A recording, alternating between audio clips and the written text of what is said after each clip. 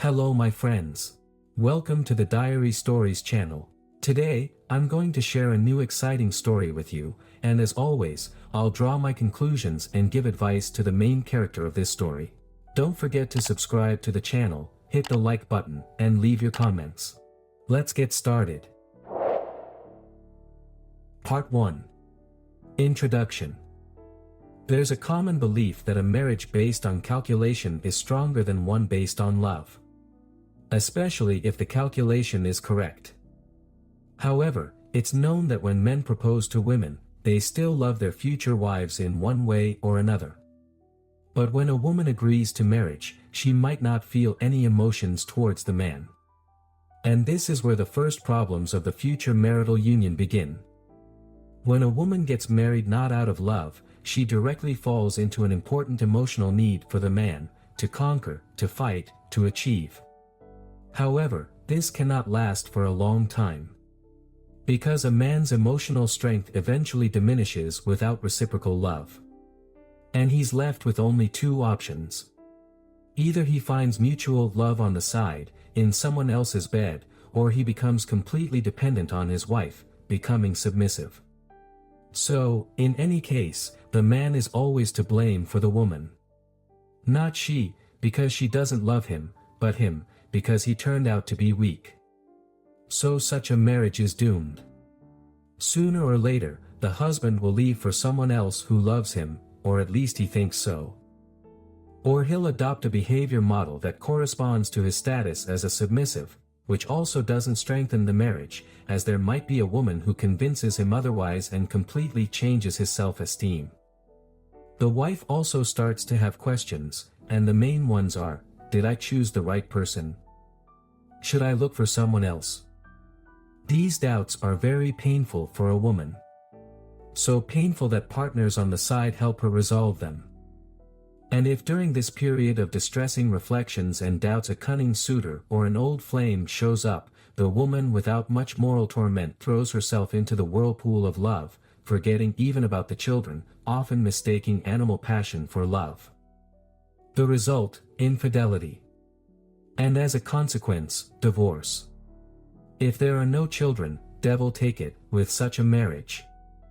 But if there are children, then it's already a tragedy. But a woman must be happy at any cost. And this is her main rule of life, according to women themselves. Happy despite everything. On her way to happiness, she sweeps away everything in her path. Her husband and, most frighteningly, her children. Leaving for someone else, a woman, first and foremost, thinks about herself, and only then, if possible, about her own children. The desires of the children are not considered at all. She's their mother. And that's all that needs to be said. She knows better what her child needs. But no one, no uncle, or God forbid, aunt, can replace a child's, especially a son's, biological father. I'm not including alcoholics and sadists in this. But a woman, starting an exciting journey through other people's beds, doesn't take this into account. There's only me. And that's all there is to it. Part 2. The beginning of the story. The story I want to tell happened. But, does it really matter when and where it happened? The main thing is that it's real, and I was the most immediate participant. In her third year of medical school, Jessica fell in love. John was her peer, studying in a parallel group. Tall, handsome with beautiful brown eyes, and she, a blue-eyed blonde with a stunning figure. They complemented and enhanced each other's beauty. Their romance was blossoming. They wanted to get married already, but decided to finish university first. John rented a one-bedroom apartment in the city, and the couple started living together. Jessica didn't see anyone else around her. For her, there was only one man, only John. Their parents were aware of these relationships and asked for only one thing, to wait with having a child. Finish their education and have a son or daughter in a legal marriage. And now, the final exams are passed. So the wedding was scheduled for July. Jessica was in a love euphoria of happiness and counted the days until the most important event in any woman's life. The wedding dress was already being sewn, a restaurant was booked, and tickets for the honeymoon were purchased.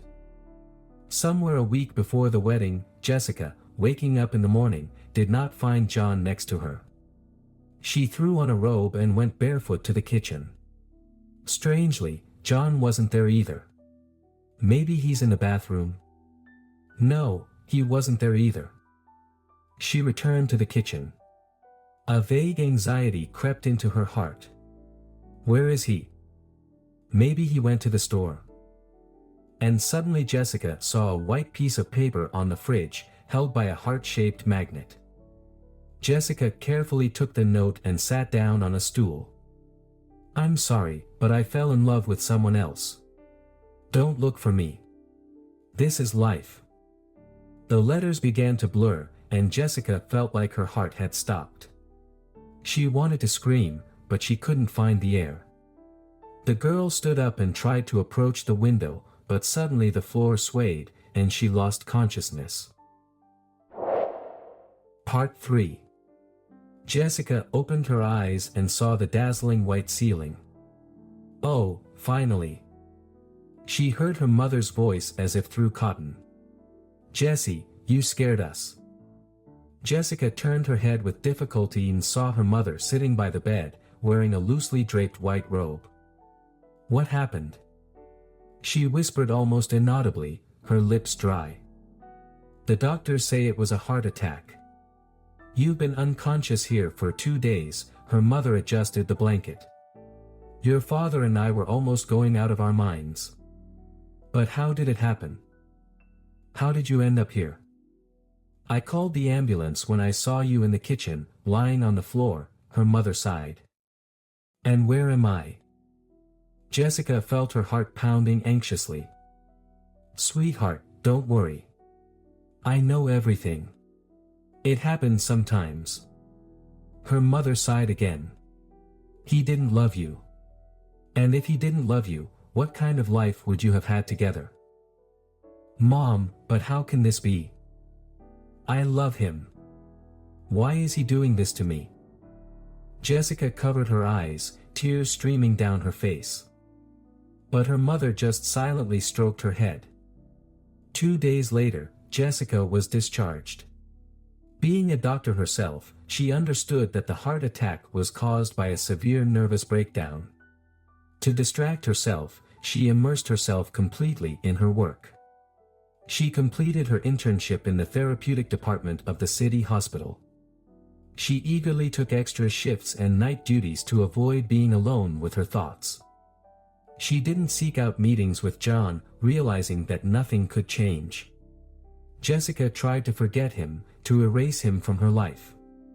But you can't command your heart. Deep down, she knew that if John called her now, she would drop everything and go to him without hesitation.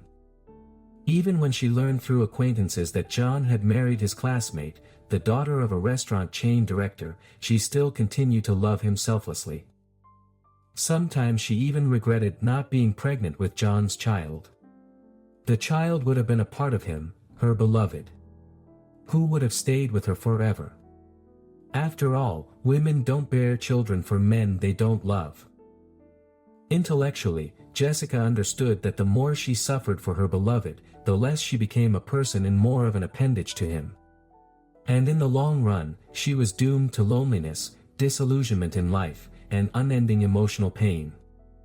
Time passed, the everyday routine did its work.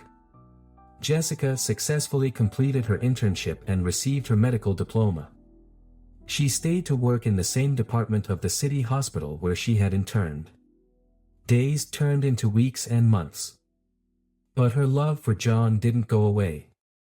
It simply lurked in a secluded corner of her heart and occasionally made itself known with unbearable nighttime longing and tears.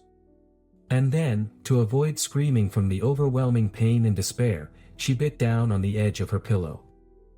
Her parents did their best to support her. But their care only made it worse. Winter passed unnoticed. The icy frost on the windows was replaced by the drops of March rain.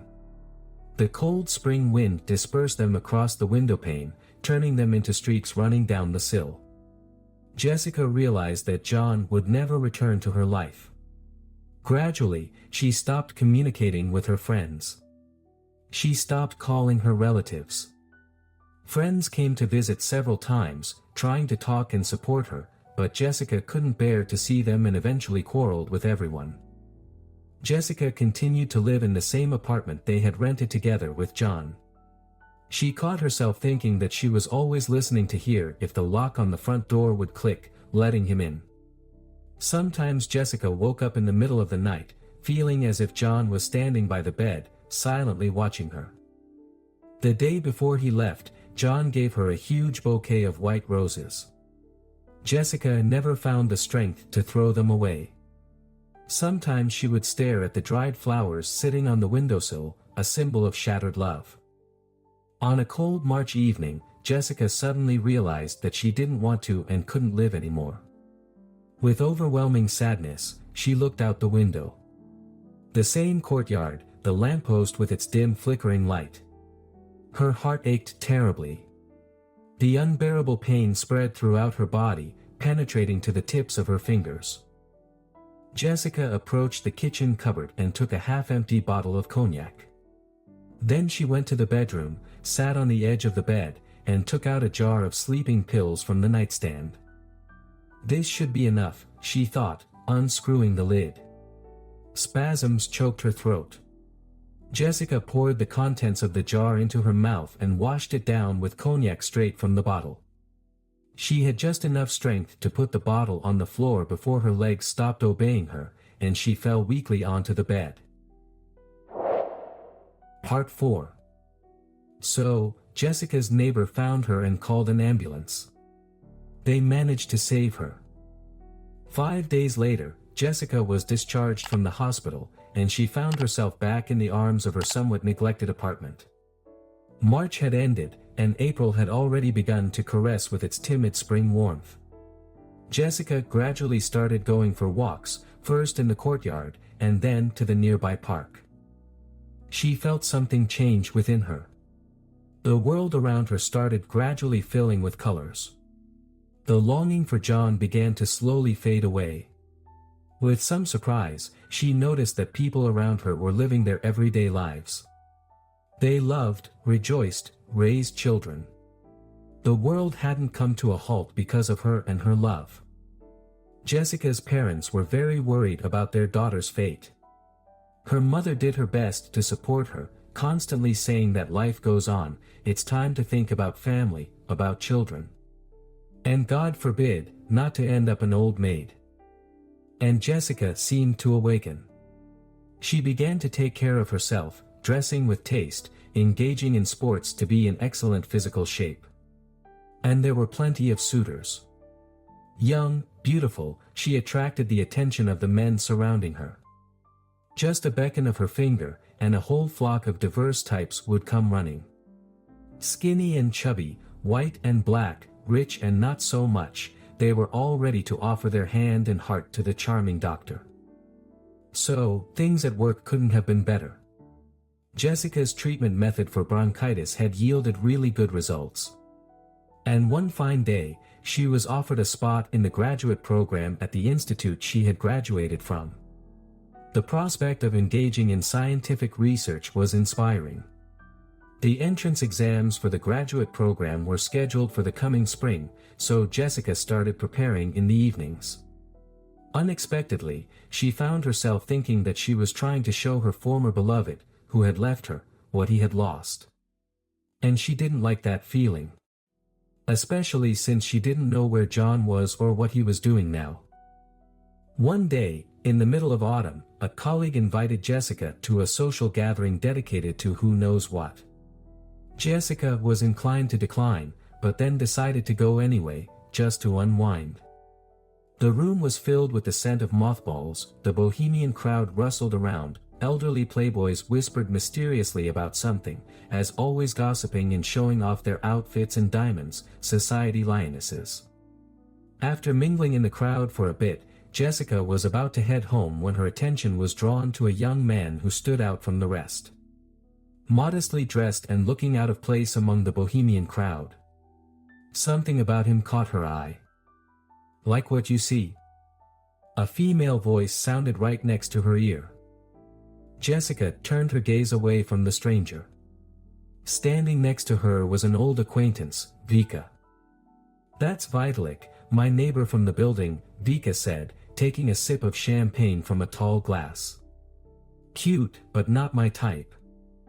She took Jessica's arm. "You can have him, I don't mind sharing my friends." Vika licked her lips and finished her champagne. "Good luck." "Don't talk nonsense." Jessica freed her arm and, trying not to look around, headed for the exit. As she descended the stairs, she suddenly slipped and, awkwardly waving her hands, began to fall onto the marble steps. And at that moment, Jessica felt someone's strong arms catch her and gently set her back on her feet. "Don't worry, I've got you," someone with a pleasant baritone voice spoke softly. "Are you okay?" "Thank you, if it weren't for you, I would have broken my neck." Jessica guessed it was Vika's neighbor, Vitaly. "When did you manage to?" "I just saw you in the hall. I followed you out. It's late already, and I have to work early tomorrow." Vitaly helped Jessica down the stairs and courteously held the door open for her to the parking lot. "Are you driving?" Jessica rummaged through her purse for her keys. "Unfortunately, I haven't earned enough for a car yet, so I have to walk." Vitaly smiled.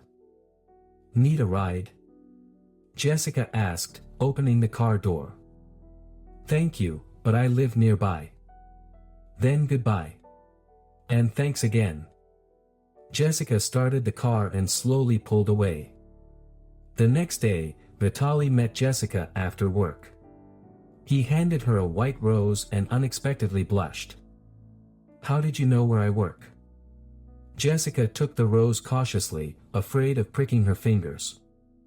"Vika told me, your friend." Vitaly looked embarrassed. "Maybe we could go to the movies." "Are you serious?" "To the movies?" Jessica looked at the man. She liked his embarrassment. "Why not? It's been ages since I've been to the movies." She took his arm, and they walked leisurely along the streets darkened by the autumn rain. The autumn wept with rains, the winter whistled with blizzards, and spring came again. They had been seeing each other for almost half a year. Jessica even liked his courtship. It was somewhat unusual, old-fashioned. She could see and feel his love as only women can. Vitaly exuded masculine strength and reliability. When they walked together, women passing by, even girls, looked at them with envious eyes. Men sighed, realizing they didn't stand a chance with such a man. Everything was fine. Another woman might have started thinking about marriage by now. But there was one problem. And Jessica understood it well. She didn't love Vitaly. But she was afraid and didn't dare to tell him, so as not to hurt him. Yes, she was attached to him, accepted his gifts, spent time with him, even pitied him in some way. But there was no love. And that was the whole point. In March, Vitaly proposed to Jessica. In late May, they got married. In March of the following year, Jessica gave birth to a son. Life seemed to have settled down for her. But it was only an illusion. Part 5. While on maternity leave, Jessica enrolled in graduate school. Given that she had a little baby to take care of, they allowed her to study part-time. The baby was born weak, and Jessica devoted all her time to him. Her husband helped as much as he could. He went to the store, got up to soothe the crying baby at night, giving Jessica a chance to get some sleep. Jessica loved her baby with all her heart. It seemed like she completely melted into him. Maternal love, it's a special kind of love. Jessica had heard about it, but she only understood its meaning when her own child was born. The older the baby grew, the more he resembled his father. The same piercing blue eyes, the light brown hair. Vitaly turned out to be a caring father. After work, he loved taking walks with his son in the park, carefully pushing the stroller with their precious cargo.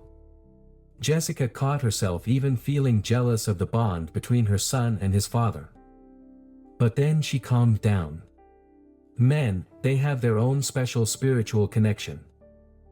Jessica appreciated Vitaly's attitude towards her and their son, but she never managed to love him. She even felt some guilt towards her husband, but you can't command your heart. One evening, her phone rang. Jessica mechanically checked the time. 7:30. Her husband and son hadn't returned from their walk yet. They're out late, she thought, and answered the call. Jessica. A male voice said. Her heart skipped a beat, and her legs went weak. John, is that you? I'm in town, staying at a hotel. Can you come over now? Yes. She replied and started frantically getting ready.